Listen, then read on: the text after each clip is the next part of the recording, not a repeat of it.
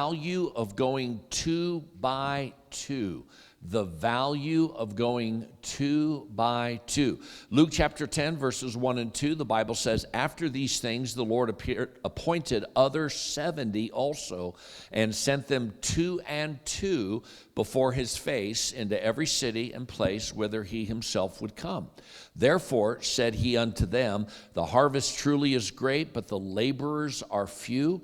Pray therefore the Lord of the harvest that he would send forth laborers into his harvest." Okay, so here's an example that God's word teaches about Jesus sending people out to prepare for his arrival, to come and preach, to let people know that Jesus is coming into town.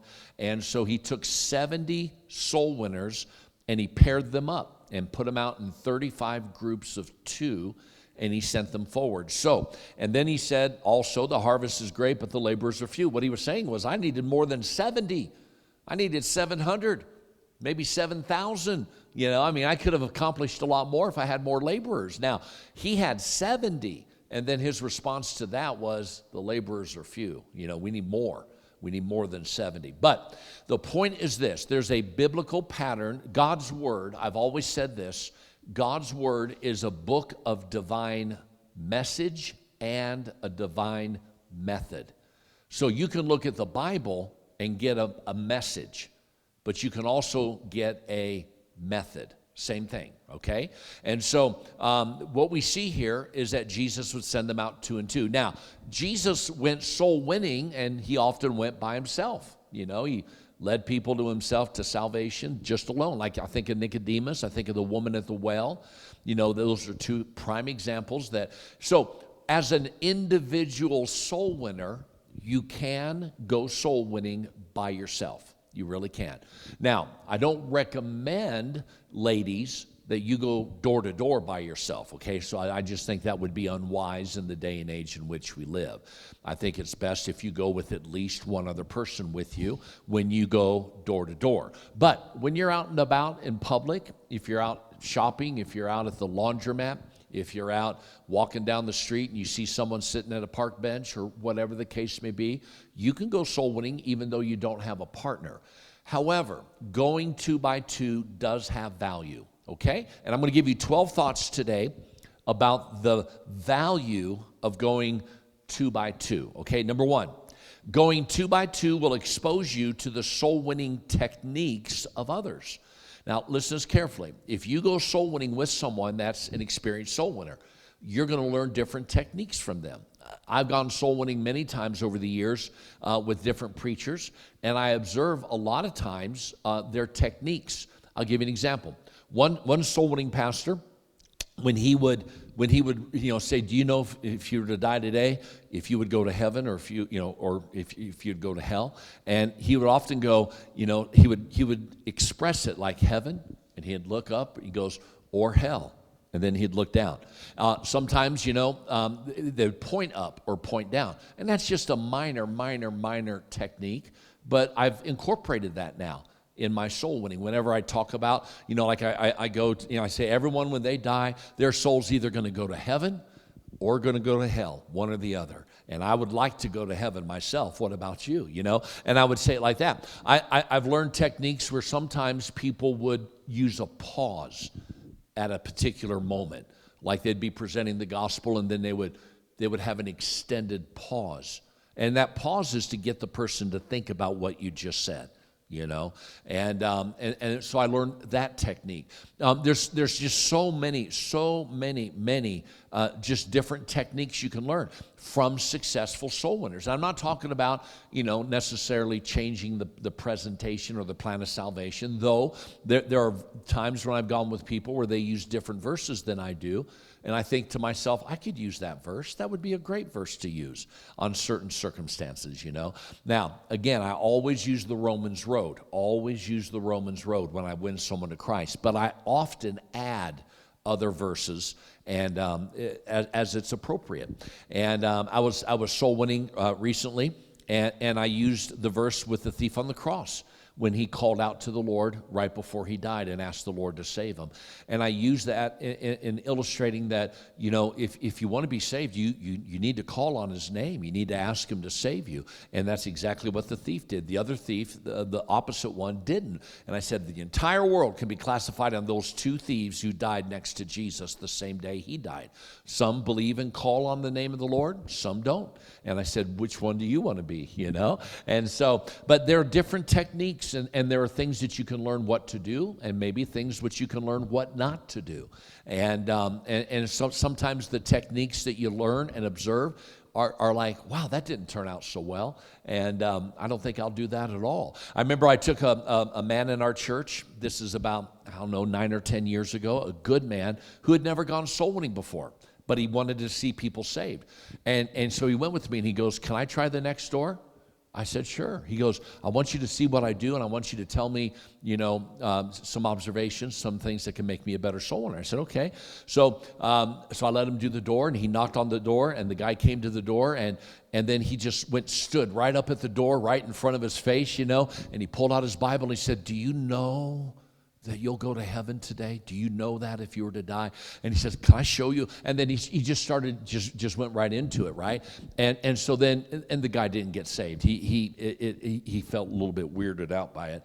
And so I said, can I give you some thoughts, some advice? He said, sure. And then I told him about how I warm up to people. Like as soon as they answer the door, I don't just open up my Bible and just say, can I show you? I warm up to them. I talk to them about their life or something about their house, or if they have kids, or if they go to church, or and then after we kind of break through the conversation, then I bring up the gospel. I said most of the time that's a lot more receptive that way, and then he incorporated it, and as he went soul winning later, he was able to be more successful in that regard.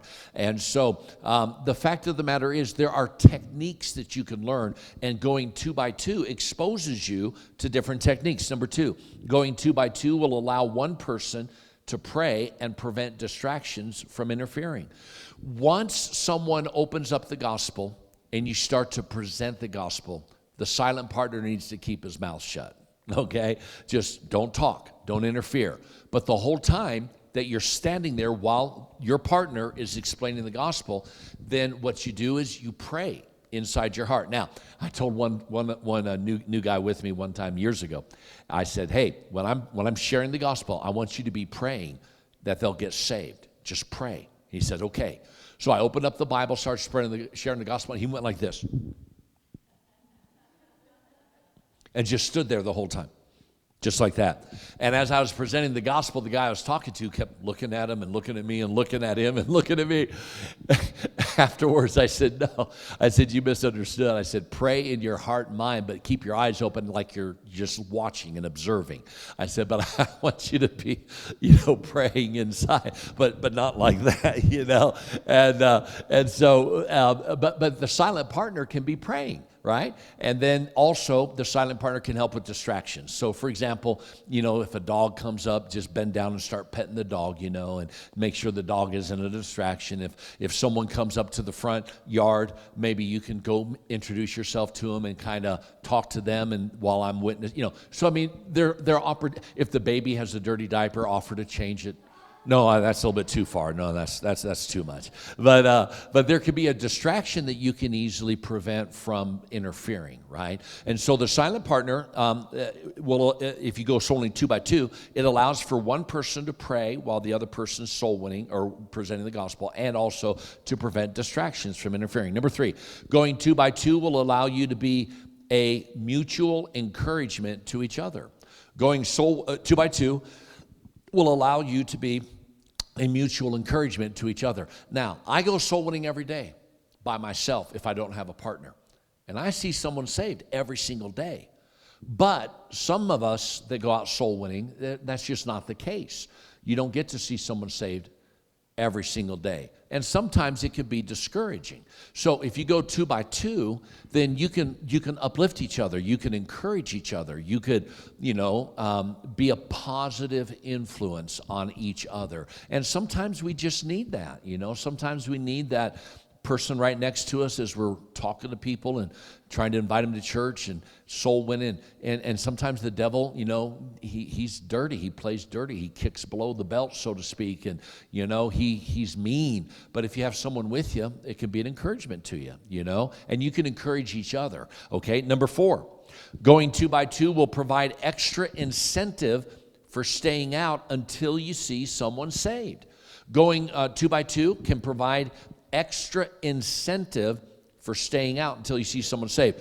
So when I go soul winning, listen, I go until I see someone saved. I don't ever stop. I don't ever stop. Now, if I have an appointment and I have to stop for an appointment, then if I didn't see anybody saved, then as soon as my appointment's done, I go back out soul winning until I see someone saved. But if you go 2 by 2, it's more incentive to keep going until you see someone saved. In other words, if you're by yourself, you could easily say, oh, well, I tried, doesn't always work out. And sometimes you just water, plant, seed, and then you just go home. But if you have someone with you, it's just a little bit of an extra incentive. I want to see someone saved with them. Let's do this. It's funny, when I go soul winning and I have a partner like Mark who's going to go with me today, often I'll say to him, now, I've seen someone saved every single day for the last 18 and a half years. If we don't see someone saved today, it's you, not me, because I just put the pressure on them. But I love to have fun and joke and cut up. But at any rate, the fact of the matter is, hey, I took a poll the other day, and you know what I found out? 100% of the people in the tent were upset with me when I did. All right, here we go. I took a poll. All right, a tent poll. What kind of poll were you thinking? All right, but I love to have fun. But here's the thing: if you go 2 by 2, then it's extra incentive to keep going until you see someone saved. Next, number 5, going 2 by 2 will help you not to waste time. It'll help you not to waste time, and here's why: because if you waste time, you're wasting someone else's time as well, your partner's time. Now, if you go by yourself, maybe you're discouraged, maybe you're lazy, maybe you're just not having a good day and you can waste time and nobody will be the wiser for it. You're only wasting your time. But if you go 2 by 2, you don't want to waste your partner's time. You don't want them to be like, I thought we were going soul winning. Oh, no, I just didn't feel like it today. No, it'll be easier for that not to happen if you go 2 by 2. Next, number 6, going 2 by 2 will open the door for other fishing holes to try out. It'll open the door for other fishing holes. You say, what do you mean? Well, we have a population of 100,000 people that live in the city of Longmont, not including Firestone and Frederick, Dacono, all these other neighboring cities, but 100,000 people. Well, if you get yourself a partner, you may say, has God put any neighborhood on your heart today? Or have you been working a neighborhood recently that's been productive? And so someone may expose you to a fishing hole that's productive that you weren't aware of. And so you can do the same for them. Next, number 7, going 2 by 2 will help while you're not on the top of your game when your partner is. Have you ever had a day that just you woke up on the wrong side of the bed and it just didn't, the whole day was starting out like, and you just weren't on the top of your game? Well, if you go 2 by 2, your partner may be on the top of their game. And that way it'll lift you up and you'll able to be successful. And I remember one preacher years ago said, have you ever woke up on the wrong side of the bed? I have. So what I did is I went home, took my bed and pushed it against the wall, and I can only wake up on the right side of the bed now. And so I can't wake up on the wrong side. And I had a preacher say that once. I don't know if the wife was too happy about that because, husband is more about practicality. Wives are more about looks and the flow of the room and the context and everything blending together, and just pushing the bed up against the wall may not be good for her. But anyway, the fact of the matter is you're not always on the top of your game. But if you have a partner that is, then you can still be successful. If you go out soul winning by yourself, and you're not on the top of your game, then you're probably not going to see anybody saved. All right, number 8, going 2 by 2 will help you to develop friendships with other people. And by the way, I encourage you, don't just go with the same person every single week. It's good to have a different partner from time to time because it'll help you to be exposed to different people in the church and to have different opportunities to develop friendships. Okay, what's one of the best ways to develop a friendship? It's not just playing a game or having fun with someone. One of the best ways to develop a friendship is to work with someone, to do something that would be considered work. Now, soul winning is work for God. That's what soul winning is. So when Jesus was teaching in Matthew 11, you want to learn of me? Here's what he said. Come unto me, all ye that labor and are heavy laden, I'll give you rest. And here's what he said. Take my yoke upon you and learn of me. So how can I learn of Jesus? Get in the yoke with him or in the labor. When you work side by side with Jesus, or with anybody for that matter, when you work side by side with someone, you'll get to know them real well. You don't get to know someone real well when you go to a sporting event with them, when you just eat a meal with them. But if you spend a day laboring with someone, you'll get to know them well. And so when you go soul winning and you go 2 by 2, it'll help you to develop friendships with other people. Number 9, going 2 by 2 doubles the potential to see someone saved. It doubles the potential. Again, if both of you are soul winners, if both of you know how to present the gospel, if both of you are experienced and such, then there's just an extra opportunity to actually see someone saved. There's a double the potential. Again, only one person should be doing the talking when the gospel's being presented. But the other person, again, if someone's walking down the sidewalk or up to the driveway or whatever, and then maybe someone else could, if you trade every other door, it just doubles the potential. Next, number 10. Going 2 by 2 enables you to follow scriptural examples. It enables you to follow scriptural examples. Again, Luke chapter 10, verse 1, when Jesus sent out the 70, he didn't send them out individually, he sent them out 2 and 2. And so that's a biblical example. So if you go with a soul winning partner today, it helps you to follow the biblical example, which is always good. Number 11, going 2 by 2 gives you a chance to involve a new Christian. It gives you a chance to involve a new Christian. So, for example, I invited Mark to go soul winning with me today, and he just got saved and baptized himself last Sunday. Well, Mark, I can probably guess you've probably never gone soul winning ever before in your life, right? Door to door and talking to people. Have you done it before? No, you haven't? So this will be your first time, and it's going to be great. It's going to be awesome. But if I didn't invite him, if I didn't say, hey man, would you like to come with me? Then he might not have come, right? And you can do that. Someone who's brand new to our church, brand new Christian, a lady or a man, whatever the case may be, you could invite him and say, hey, this coming Saturday at 10:30, I'm going to go out talking to people about the Lord and spreading the gospel. Would you like to go with me? And it gives you an opportunity, if you go 2 by 2, to involve a new Christian. And then lastly, number 12, going 2 and 2 makes you accountable to someone. Makes you accountable. Let's suppose you had said to someone on Wednesday night, hey, I'm going soul winning Saturday at 10:30. Would you like to go with me? And they said, sure. And then let's suppose Saturday morning you woke up kind of Mr. Grumpy. You're like, I didn't have a good night's sleep. The dog woke me up, or my wife's cold feet touched my leg and it woke me up, or whatever the case. You woke up grumpy and you're like, I don't think I want to go today. I'll call the pastor or text him and say I'm not feeling well. And then next thing you know, you're thinking, oh, I had someone lined up to go soul winning with me.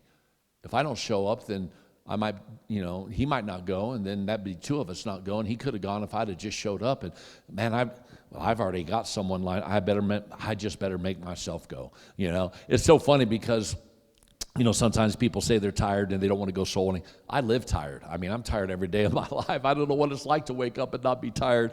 But anyway, the fact of the matter, there's always an excuse to not go soul winning. However, if you have a partner to go with, it makes you accountable to someone. In other words, you feel obligated to show up. And that's so, so helpful. It really is. Sometimes, if you can use an excuse, the devil will throw an excuse your way, and it's so easy to use an excuse.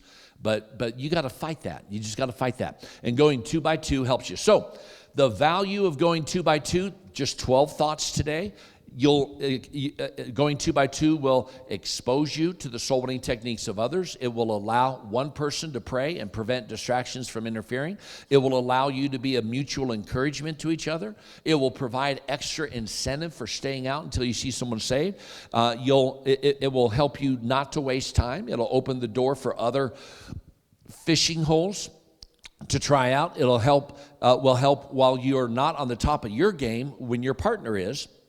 It'll help you to develop friendships with other people. It doubles the potential to see someone saved. It enables you to follow scriptural examples. It gives you a chance to involve a new Christian, and it makes you accountable to someone, especially when you don't feel like doing it, but you think, oh, I got to show up. I already asked someone to be my partner, and it'll help. So these are 12 thoughts. Now, as we go out today, let's go see someone saved. Amen?